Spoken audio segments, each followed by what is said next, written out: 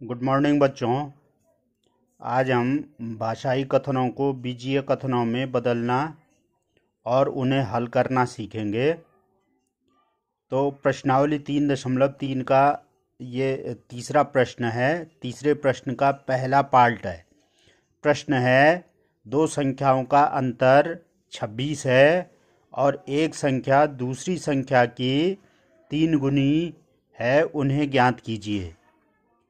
तो अब उन्हें ज्ञात कीजिए माने उन संख्याओं को ज्ञात कीजिए। तो हम मान लेंगे कि माना संख्याएं x तथा y हैं, और ये भी मान लिया हमने कि माना x ग्रेटर देन y, संख्या x जो है y से बड़ी है। तो पहली शर्त के अनुसार, प्रथम शर्तानुसार क्या दे रखा है हमको कि दो संख्याओं का अंतर 26 है। मतलब इसको देखिए, संख्याओं का अंतर इज इक्वल टू 26।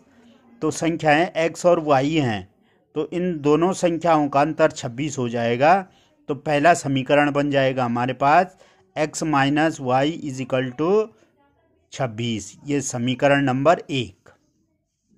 अब द्वितीय शर्तानुसार क्या दे रखा है कि एक संख्या जो है दूसरी संख्या की 3 गुनी है। तो एक संख्या माने बड़ी संख्या, तो x एक संख्या इज इक्वल टू 3 इंटू दूसरी संख्या। तो x बड़ी है, तो x is equal to 3 into y. ये समीकरण नंबर 2 हो गया। अब हम समीकरण 2 से x is equal to 3y समीकरण 1 में प्रतिस्थापित करेंगे। ध्यान रहे, इन समीकरणों को हम प्रतिस्थापन विधि से ही हल करेंगे। तो समीकरण 2 से x is equal to 3y समीकरण 1 में प्रतिस्थापित करने पर, तो समीकरण 1 में x की जगह में 3y रखा हमने, तो ये हो गया 3y minus y is equal to 26। This implies 2y is equal to 26। This implies y is equal to 26/2। ये 2 जो है 26 के नीचे आ जाएगा, तो इज इक्वल टू 13। तो y का मान आ गया 13। अब y बराबर 13 समीकरण किसी भी समीकरण में रख लीजिए, आप 1 में रखो चाहे 2 में रखो। तो हमने यहाँ पर y बराबर 13 समीकरण 2 में रखने पर 2 में रखा, तो ये x इज इक्वल टू ये देख लीजिए 3y है, तो y की जगह में 13 रख दिया। तो x is equal to 3 into 13, 3 गुणा 13 बराबर 39, 13 तिया 39। तो संख्याएं कौन कौन हो गई? संख्याएं 39, अतः संख्याएं 39 व 13 हैं। इस तरह से ये भाषाई कथनों को हमने बीजीय कथनों के रूप में लिखा, बीजीय व्यंजकों के रूप में लिखा, दो समीकरण दो चरों के रूप में लिखा और उनको हल किया। हल करने पर हमने उन चरों के मान ज्ञात किए, x और y के मान। इसी तरह से दूसरा सवाल है, देखिए, दो संपूरक कोणों में बड़ा कोण छोटे कोण से 18 अंश अधिक है, कोण ज्ञात कीजिए। तो दो संपूरक कोण हैं। संपूरक कोण किन्हें कहते हैं? जिन दो कोणों का योगफल 180 अंश होता है, वे कोण एक दूसरे के संपूरक कोण कहलाते हैं। तो हमने ये मान लिया हमें कोण ज्ञात करने हैं, दो कोण ज्ञात करने हैं। तो मान लिया हमने, माना कोण x व y हैं, और ये भी मान लिया कि x बड़ा है y से, x is greater than y। तो चूंकि कोण संपूरक हैं, तो x और y का योगफल क्या हो जाएगा? 180 अंश। तो हमने लिख लिया, समीकरण बन गया हमारे पास x धन y बराबर 180 अंश। अब प्रश्नानुसार ये भी दिया हुआ है हमको कि बड़ा कोण छोटे कोण से 18 अंश अधिक है। तो बड़ा कोण माने x जो है, एक बड़ा कोण बराबर छोटा कोण धन 18। तो बड़ा कोण x है, तो x बराबर y धन 18। अब x बराबर y धन 18 को समीकरण 1 में प्रतिस्थापित कर दीजिए आप, कि x की जगह में क्या रख देंगे हम? y धन 18 रख देंगे। किसमें? समीकरण 1 में। तो ये रखा हमने y धन 18, x की जगह में हमने y धन 18 रख लिया, धन y बराबर 180। तो y धन y 2y धन 18 बराबर 180। तो ये 18 को हम बराबर के इधर ले आएंगे, तो 180 ऋण 18 हो जाएगा ये। तो दिस इम्प्लाइज 2y बराबर 180 ऋण 18। दिस इम्प्लाइज 2y बराबर 162, दिस इम्प्लाइज y बराबर 162 बटे 2 बराबर 81। तो y का मान आ गया 81। अब y के इस मान को 81 को किसी भी समीकरण में आप रख लो, एक में रखो चाहे दो में रखो। तो हमने यहाँ पर y बराबर 81 जो है समीकरण 2 में रखा। तो x बराबर y धन 18 है समीकरण 2, तो y की जगह में 81 रख लिया। तो x बराबर 81 धन 18 बराबर 99। तो x और y के मान हमारे पास प्राप्त हो गए हैं। तो अभीष्ट कोण क्या हो गए? 99 अंश व 81 अंश। ये देख लीजिए, ये संपूरक कोण है। इन दोनों कोणों का योगफल 180 अंश हो रहा है और एक बड़ा कोण जो है छोटे कोण से 18 अंश अधिक है। यहाँ पर जांच भी हो गई है सवाल की।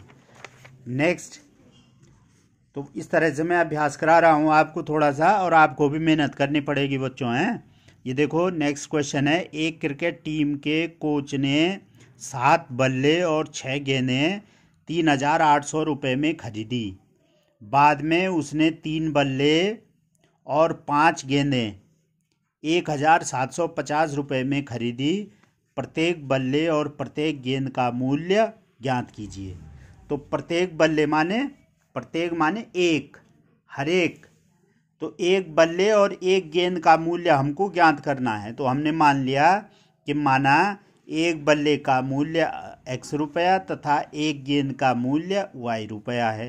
ये मान लिया हमने। तो जब एक बल्ले का मूल्य x रुपया, तो 7 बल्लों का मूल्य 7x और 6 गेंदों का मूल्य 6y। तो इस प्रकार 7 बल्लों और 6 गेंदों का मूल्य कितना हो जाएगा? 7x धन 6y। लेकिन प्रश्नानुसार 7x धन 6y का मान हमको दिया हुआ है 3,800। तो ये समीकरण बन जाएगा 7x धन 6y बराबर 3,800। ये समीकरण नंबर 1 बन गया। अब 3 बल्लों और 5 गेंदों का मूल्य, तो एक बल्ले का मूल्य x रुपया है, तो 3 बल्लों का मूल्य 3x और एक गेंद का मूल्य y रुपया है, तो 5 गेंदों का मूल्य 5y। तो इस तरह से 3 बल्लों और 5 गेंदों का मूल्य हो जाएगा 3x धन 5y रुपये। तो प्रश्नानुसार ये दिया हुआ है हमको 3x धन 5y बराबर 1,750। ये समीकरण नंबर 2 बन गया। तो ये 2 समीकरण हमारे पास आ गए हैं। इनको हम प्रतिस्थापन विधि से ही हल करेंगे। तो समीकरण 1 से देख लीजिए, 7x बराबर 3,800 ऋण 6y। दिस इम्प्लाइज x बराबर, x का मान क्या आ जाएगा? 3,800 ऋण 6y सारे का बटा 7। समीकरण 2 में प्रतिस्थापित करेंगे इसको। तो x बराबर 3,800 ऋण 6y बटे 7, इसको हम समीकरण 2 में प्रतिस्थापित करेंगे। तो हमने 2 में रखा, तो 3x है, तो 3 गुणा x की जगह में 3800 ऋण 6y बटे 7 रख लिया हमने, धन 5y बराबर 1750। अब हम हर से इस 7 का विलोप करेंगे। तो 7 से यहाँ भी गुणा कर दो, यहाँ भी गुणा कर दो, यहाँ भी गुणा कर दो, सब जगह 7 का गुणा कर दो। हर में जो 7 है इसका विलोपन करना है। तो 7 का गुणा यहाँ किया तो 7 से 7 कट जाएगा। 7 का गुणा इसमें किया, 7 पंजे 35, और इधर भी 7 का गुणा किया। तो यहाँ देखो 3 से यहाँ अंदर गुणा कर देंगे हम। तो 3 से 3800 को गुणा किया तो 11,400। 3 से ऋण 6y को गुणा किया तो ऋण 18y, और धन इस 7 से 5y को गुणा किया तो 35y बराबर 7 से इधर भी गुणा कर देंगे। 7 गुणा 1750।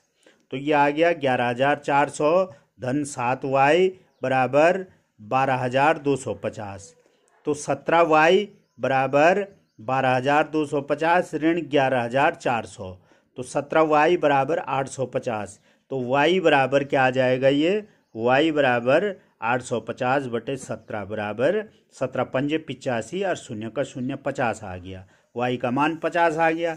अब y के इस मान को y बराबर 50 किसी भी समीकरण में आप प्रतिस्थापित कर दीजिए। y बराबर 50 समीकरण 1 में रखा हमने, तो ये आ जाएगा 7x धन 6y है, तो 6 गुणा 50 बराबर 3,800। तो 7x धन 6 गुणा 50 कितना हो गया 300 बराबर 3800। 7x बराबर 3800 ऋण 300, इस धन 300 को बराबर किधर ले आएंगे तो ये ऋण 300 हो जाएगा।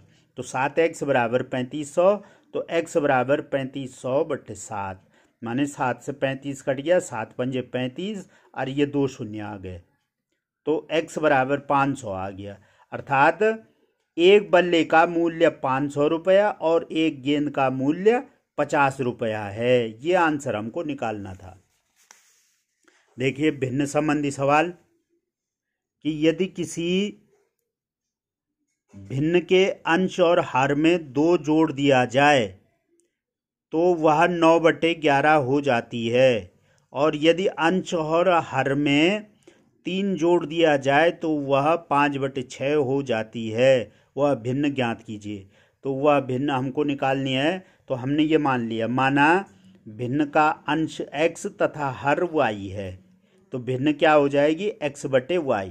अब पहली शर्त क्या है कि अंश और हर दोनों में 2 जोड़ दिया जाए, तो x और y, x/y है, अंश में भी 2 जोड़ दें और हर में भी 2 जोड़ दें, तो भिन्न 9/11 हो जाती है। तो इसको हमने लिख लिया x धन 2/y धन 2 बराबर 9/11। अब यहाँ देखिए, यहाँ हमने वज्र गुणा करेंगे, इसका 11 का गुणा x धन 2 से और 9 का गुणा y धन 2 से करेंगे। तो 11 का गुणा x धन 2 से किया तो ये हो जाएगा 11x धन 11 दूनी 22 बराबर 9 का गुणा इससे करेंगे 9y धन 9 दूनी 18। ये देख लीजिए 11x धन 22 बराबर 9y धन 18। अब 9y को बराबर से इधर ले आओ, इस धन 22 को बराबर से उधर ले जाओ, तो ये बन जाएगा 11x ऋण 9y बराबर 18 ऋण 22। तो समीकरण हो गया 11x ऋण 9y बराबर ऋण 4, समीकरण नंबर 1। आगे द्वितीय शर्तानुसार क्या कह रहा है कि यदि भिन्न के अंश और हर दोनों में 3 जोड़ दिया जाए तो भिन्न क्या हो जाती है 5/6।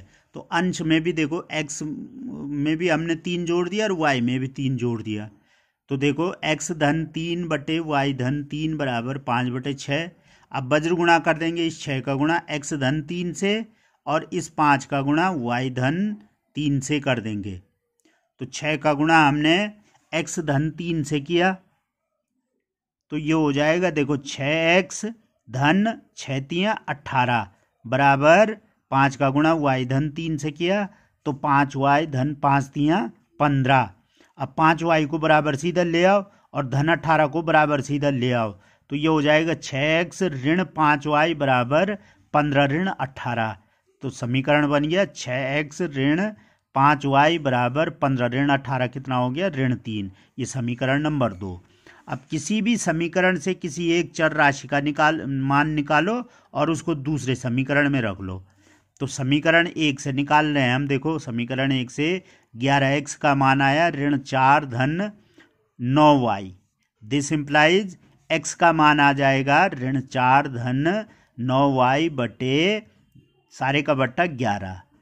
इसको समीकरण 2 में रखने पर, तो समीकरण 2 में रखा 6x 6 गुणा ऋण 4 धन 9y बटे 11 ऋण 5y बराबर ऋण 3।